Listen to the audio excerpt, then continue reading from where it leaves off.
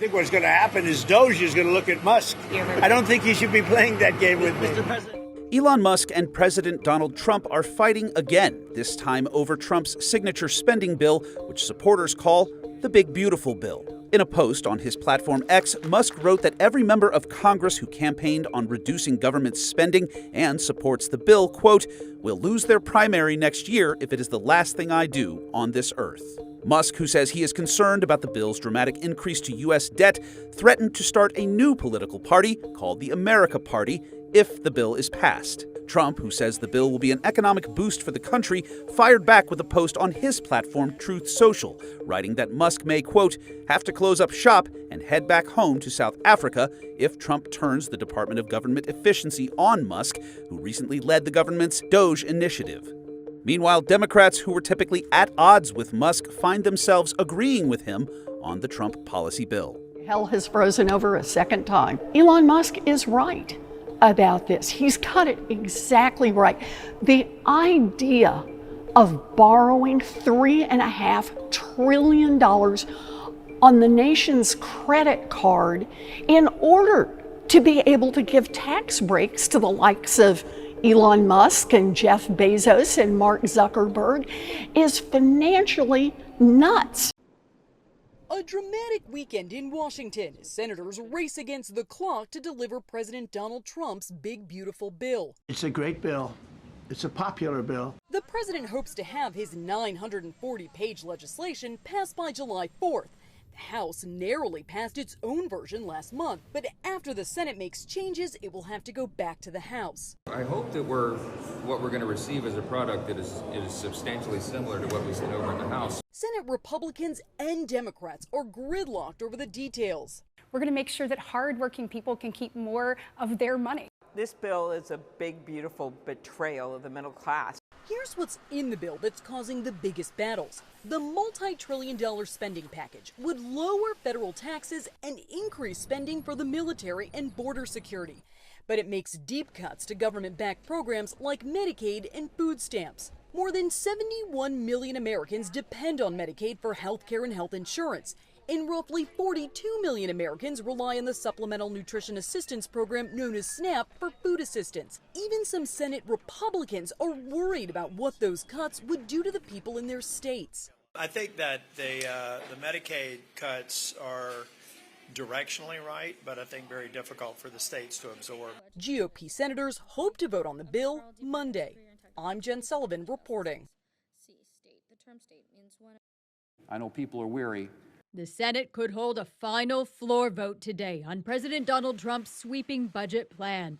Democrats keep trying to delay it, most recently by proposing dozens of amendments. They say Americans need time to consider their perspective. This bill steals people's health care, jacks up their electricity bill, takes away their jobs, all to pay for tax breaks for billionaires.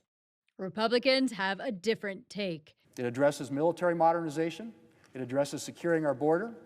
It addresses restoring energy dominance. It extends tax relief for the American people. It's still uncertain if the bill will pass. Republicans can only spare 3 votes, and some are on the fence. Senator Thom Tillis says he's a no over his concerns that qualified Medicaid recipients could lose coverage under the bill. Senator Rand Paul says he's worried about adding trillions to the deficit, so he's out. Senator John Curtis opposes newly added taxes on wind and solar energy. It's also unclear how Senators Lisa Murkowski and Susan Collins will vote, since they broke with their party on Medicaid amendments. If the bill does pass, it'll head back to the House, where it faces an uncertain fate.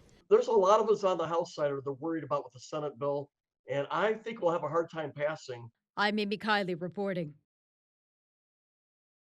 It will be a marathon in the time frame of a sprint on Capitol Hill this week after Senate Republicans worked through the weekend and inched ahead on this mega bill that includes many of President Trump's domestic policy priorities. Still, there is work to be done.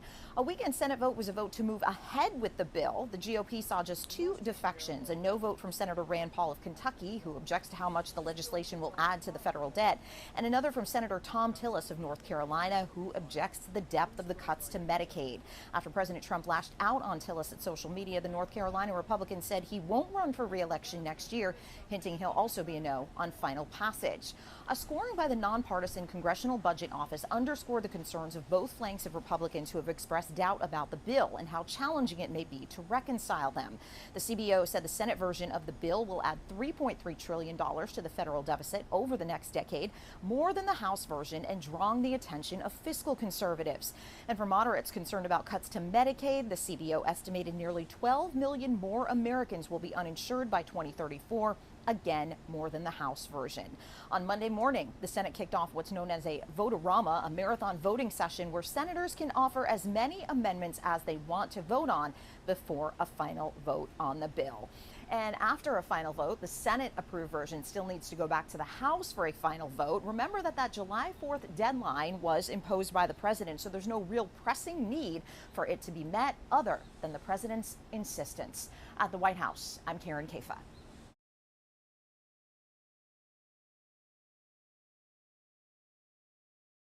It's a great bill.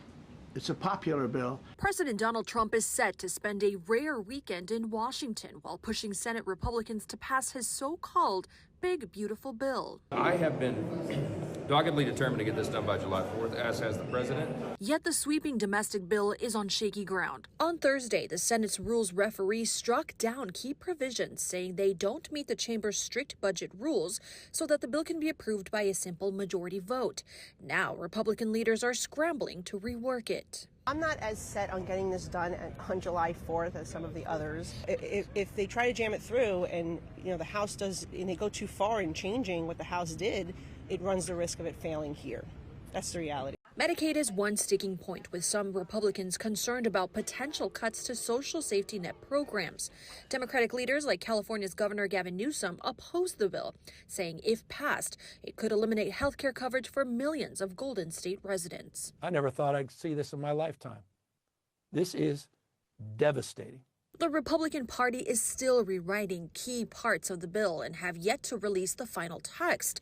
Their hope to get the final vote this weekend and, if successful, have it on the president's desk by July 4th. But I feel like the Senate's making our bill better, from what I'm hearing. I think they've made it better in SNAP. I think they've made it better in the federal retirements.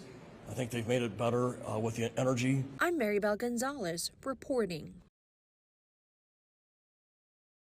That Saturday night vote marked a make-or-break moment on both ends of Pennsylvania Avenue, and President Trump was keenly aware of the razor-thin margins in the Senate and all of the hurdles and uncertainties, because he had been fielding calls and holding meetings and even playing golf with a key group of Republican senators over the better part of the last 24 hours.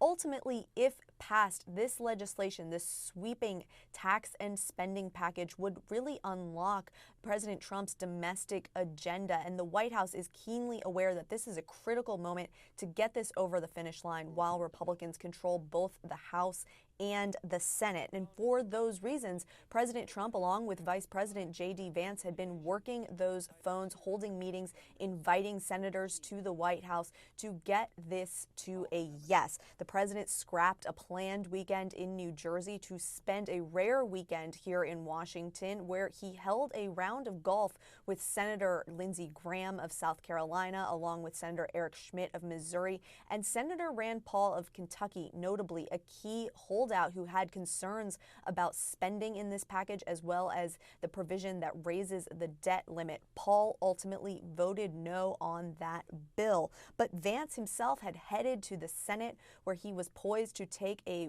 tie-breaking vote. Ultimately, that was not needed. The reality here is that there are deep policy divisions within the Republican Party on the scale and scope of this bill, as well as persistent concerns about cuts to Medicare programs. But the president ultimately lashing out at Senator Thom Tillis of North Carolina, the other no vote. He said in a post to social media just before the vote passed that he would threaten to primary Tillis, who is up for re-election in 2026. He said, "Numerous people have come forward wanting to run in the primary against Senator Thom Tillis. I will be meeting with them over the coming weeks. looking for someone who can properly represent the great people of North Carolina. The president had also held a major event pushing for the bill on Thursday, where he went after those who would vote no as grandstanders and not good people. The president had been pushing to get this done by the 4th of July. He expressed a little bit of softening of that deadline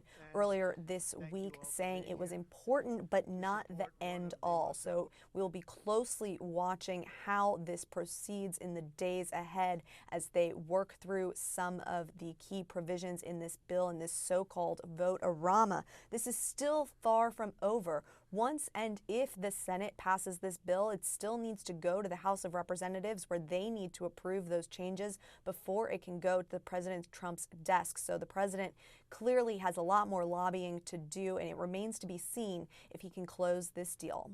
Betsy Klein, CNN, Washington.